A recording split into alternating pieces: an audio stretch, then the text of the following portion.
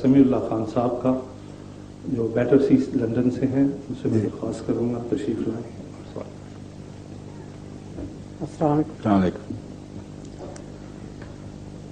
حضرت میرا سوال ہے کہ حضرت محمد صلی اللہ علیہ وسلم جو معراج کی ہے وہ روحانی معراج تھی یا جسمانی معراج؟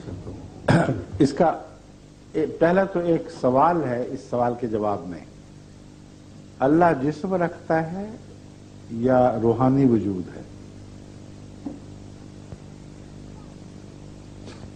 بتائیے. تو روحانی وجود کی طرف جسم حرکت کیسے کر سکتا ہے؟ اللہ ہر جگہ ہے کہ نہیں ہے؟ تو اگر خدا کی طرف جا رہا ہے کوئی جسم تو جہاں وہ تھا وہاں خدا نہیں تھا، جہاں جا رہا ہے وہاں ہوگا، ورنہ حرکت بے معنی ہے. اس لیے جسم روحانی وجود کی طرف حرکت کر ہی نہیں سکتا. اللہ نور السماوات والارض، قرآن کریم فرماتا ہے اللہ آسمانوں اور زمین کا نور ہے. اینما تولوا فثم وجہ اللہ. کوئی اوپر کی طرف کوئی جگہ نہیں ہے جہاں خدا بیٹھا ہو. فرمایا جس طرف بھی تم منہ پھیرو گے ہر جگہ خدا کو دیکھو گے. خدا کا چہرہ مشرق میں بھی دکھائی دے گا، مغرب میں بھی، شمال میں بھی، جنوب میں بھی، اوپر بھی، نیچے بھی. تو جس خدا نے گھیرا ہوا ہے اس کی طرف جسم کیسے حرکت کرے گا؟ پھر جسم کی آنکھ خدا کو دیکھ کیسے سکتی ہے؟ دیکھنا ہوتا کیا ہے یہ بھی تو سوچیں. علماء جو کہانیوں میں آپ کو لے بیٹھے ہیں انہوں نے اندھیروں میں امت محمدیہ کو ڈبو دیا ہے، حالانکہ سب سے بڑا نور جو آسمان سے اترا تھا وہ کتاب اللہ قرآن کریم ہے. اس کے حوالے سے اندھیروں میں لے جاتے ہیں آپ کو. اب کیوں نہیں سوچتے؟ کیوں آگے نہیں کھولتے؟ اب کیوں ان سے پوچھتے نہیں کہ دیکھنا ہوتا کیا؟ تم نے کبھی سوچا بھی ہے؟ روشنی کسی کثیف چیز سے ٹکرا کر واپس آتی ہے تو آپ دیکھتے ہیں. اگر واپس نہ آئے تو ہمیشگی کا سفر کر رہی ہے، جو بھی اس کی تقدیر لکھی ہوئی ہے اب دیکھ نہیں سکتے. اب مجھے اس لیے دیکھ رہے ہیں کہ میں کثیف ہوں، روشنی لطیف ہے، مگر اتنی لطیف نہیں ہے کہ میرے جسم میں سے پار ہو جائے. اس لیے اس کا آپ کا دیکھنا روشنی کی کثافت پر بھی روشنی ڈال رہا ہے. وہ روشنی جو کسی جسم سے پار اتر جائے آپ اس کو دیکھ نہیں سکتے. آپ حیرت جا کے دیکھیں، وہاں بعض شیشے لگے ہوئے ہیں، بعض وہ لوگ ٹکرا جاتے ہیں ان سے. اتنے صاف ہیں کہ روشنی آر پار ہو جاتی ہے، آپ کو پتہ ہی نہیں لگتا کہ بیچ میں کوئی چیز بھی ہے کہ نہیں. تو ایک تو یہ کہ اللہ کو کیسے ظاہری آنکھ سے دیکھا جبکہ اللہ لطیف تر ہے، ہر چیزوں سے زیادہ لطیف ہے. وہ کون سی روشنی تھی جو خدا سے ٹکرا کے واپس آئی؟ اور پھر خدا کہاں کہاں نظر آیا؟ چاروں طرف، اوپر نیچے. وہ تو دکھائی دے ہی نہیں سکتا. جو ہر طرف ہو وہ تو دیکھنے والا گھوم جائے گا، پھر اوپر دیکھے گا، نیچے دیکھے گا، اور ایک وقت میں سارے خدا کا سراپا دکھائی دے ہی نہیں سکتا اگر کثیف بھی ہو. اور یہ بھی نہیں سوچتے کہ قرآن کریم ان باتوں پر خود روشنی ڈال چکا ہے. اسی کلام میں جہاں معراج کا ذکر ہے اللہ تعالیٰ فرماتا ہے ما کذب الفؤاد ما رأى، دل نے جھوٹ نہیں بولا کہ اس نے دیکھا. بس قلب محمد مصطفیٰ صلی اللہ علیہ وآلہ وسلم پر اللہ کے جلوے کا نام ہی معراج ہے. اور احادیث میں اگر وہ پوری پڑھیں تو یہ کیوں نہیں پڑھتے کہ حضرت عائشہ صدیقہ رضی اللہ تعالی عنہا کی حدیث ہے کہ جس رات معراج ہوا ہے رسول اللہ صلی اللہ علیہ وآلہ وسلم کا جسم وہیں حتیم میں خانہ کعبہ کی دیوار کے اندر اسی طرح موجود رہا. تو پھر جسمانی معراج کیسے ہو گیا؟ پھر لکھا ہوا ہے ثم استيقظ، پھر آپ کی آنکھ کھل گئی. حالانکہ اگر جسم حرکت کر گیا تھا، کسی طرف گیا تھا، تو یہ کہنا چاہیے تھا پھر آپ واپس زمین پر اتر آئے. فرمایا تم مستیقظا، پھر آپ کی آنکھ کھل گئی. تو جماعت احمدیہ ان امور کے پیش نظر جو منطقی دلائل بھی رکھتے ہیں اور قرآن اور حدیث کے الفاظ سے بھی مطابقت رکھتے ہیں، یہ دعویٰ کرتی ہے کہ ایک عظیم الشان روحانی کشف تھا. ایسا روحانی کشف تھا جو محمد رسول اللہ صلی اللہ علیہ وآلہ وسلم کی خاتمیت پر روشنی ڈالنے والا تھا. اور اس کا گہرا تعلق خاتمیت سے اس وقت میرے اختصار کی وجہ سے، اور بھی بہت سے معنی ہیں، چند بیان کیے تھے. اب آپ نے مجھے موقع دے دیا یہ معنی بیان کرنے کا. خاتم سے مراد وہ اس درجے تک پہنچنا ہے جس درجے تک انسان پہنچ سکتا تھا. اس درجے تک پہنچنا ہے جس کے بعد خدائی شروع ہو جاتی ہے. اس درجے تک پہنچنا ہے جس تک کوئی رسول نہیں پہنچ سکا. اور رسل میں ملائکہ بھی داخل ہیں، کیونکہ قرآن کریم خود دعویٰ کرتا ہے کہ میں جب رسول بھیجتا ہوں تو انسانوں میں سے بھی ملائکہ میں سے بھی.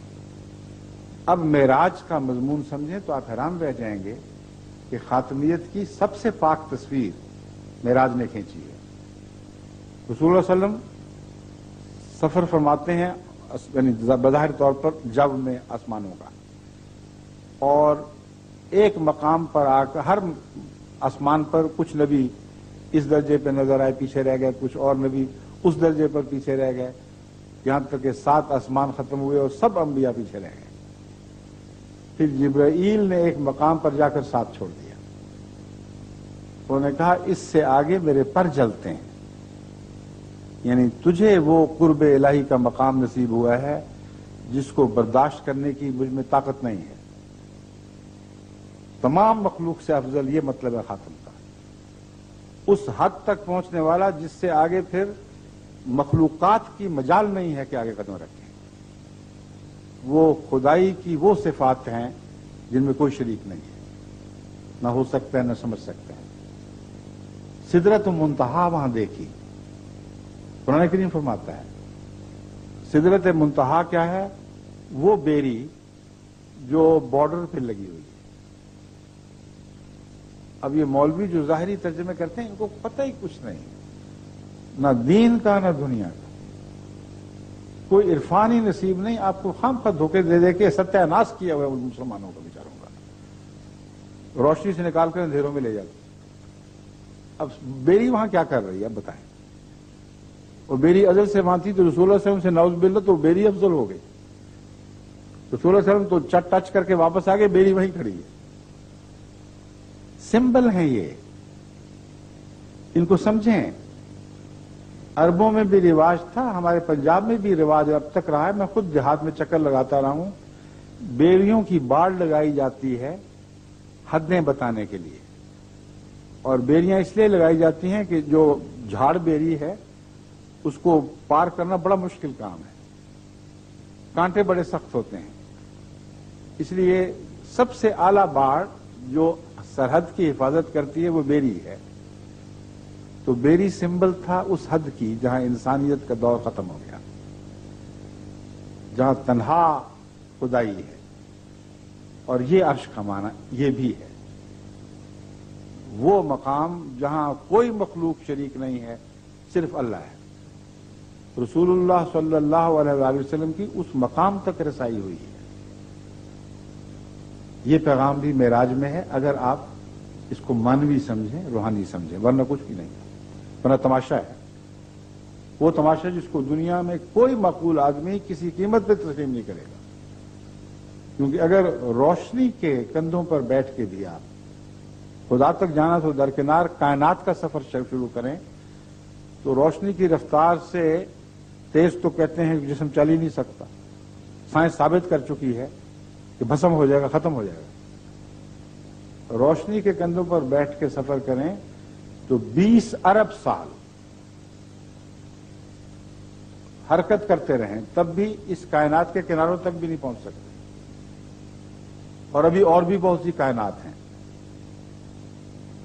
تو کیسا لغو تصور ہے جو خدا کی تخلیق کے سے متصادم، خدا نے جس رنگ میں کائنات پیدا فرمائی ہے اس سے ٹکرا رہا ہے. اور پھر ہے بھی بڑا تمسخر امیز کہ گھوڑا جس کے پر تھے، اب پر تو ہوا سے چلتے ہیں، جن کو کثیف چیز اس کو دھکیلتے ہیں، وہ پر کس چیز پہ چل رہے تھے جب ہوا سے اوپر نکلے، اور ریڈیشن کے خلاف اس میں کیا طاقت تھی؟ بچگانہ سوچے ہیں، صرف کہانیاں ہیں، لیکن اگر آپ ایک احمدی کی نظر سے جو مسیح موعود علیہ الصلوۃ والسلام کی فیض سے ہم نے پائی ہے، مہدی اس لیے فرمایا گیا، اللہ تعالیٰ کے رسول نے ان کو فرمایا کہ اللہ سے ہدایت پا کر اس نے قرآن کی روشنی اثر نو ہمیں عطا کی، وہ یہ ہے کہ در حقیقت کوئی مادی سفر نہیں تھا، ایک روحانی سفر تھا جس کے اندر عظیم الشان پیغامات تھے۔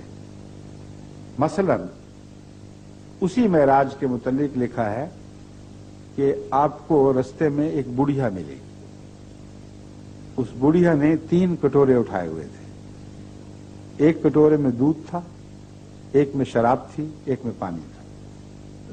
حضرت محمد رسول اللہ صلی اللہ علیہ وآلہ وسلم نے شراب کو بھی رد فرما دیا، پانی کو بھی رد فرما دیا، دودھ لیا اور پی لیا۔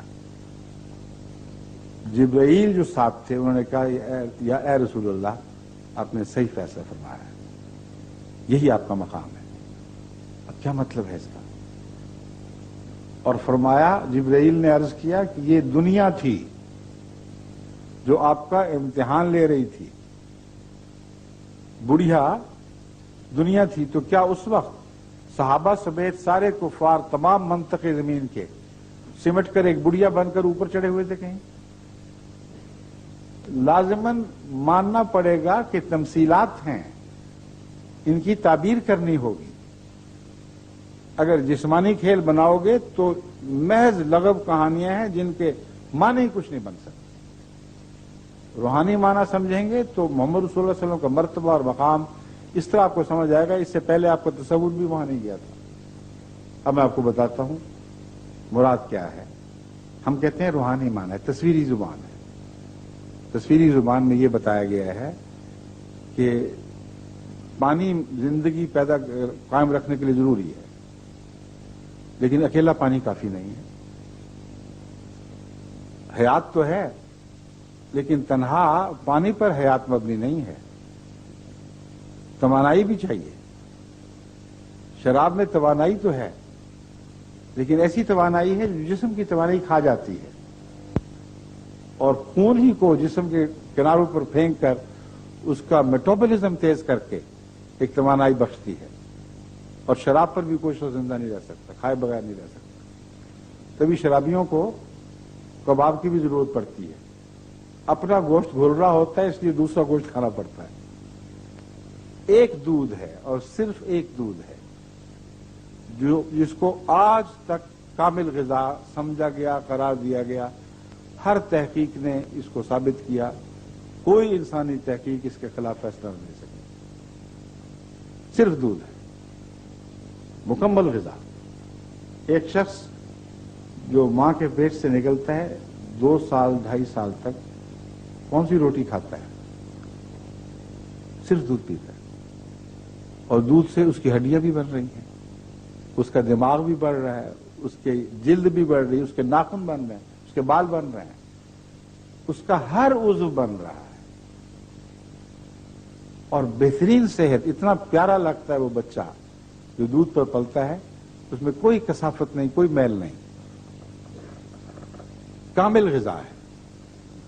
اس لیے شریعت کو کامل کیا آپ نے، یہ تعریف کی جاتی ہے۔ خاتم النبیین کا مطلب ہے جس پر ہر تعلیم ختم ہوگی، اس سے بہتر تعلیم آ نہیں سکتی۔ اور معراج نے ہمیں بتایا، تمام انبیاء پیچھے رہ گئے، سب محمد رسول اللہ سے ادنا تھے، آپ ان سے اوپر نکل گئے، یہ معراج نے ہمیں بتایا۔ تمام مخلوق میں آپ افضل، فرشتوں میں سے فرشتوں کا سردار پیچھے رہ گیا، یہ معراج نے ہمیں بتایا۔ تو یہ معنی ہیں معراج نبوی صلی اللہ علیہ وسلم کے، اور باقی تو صرف قصے کہانیاں ہیں، اور اسلام کی تعریف نہیں، اسلام کو نقصان پہنچانے والی باتیں ہیں۔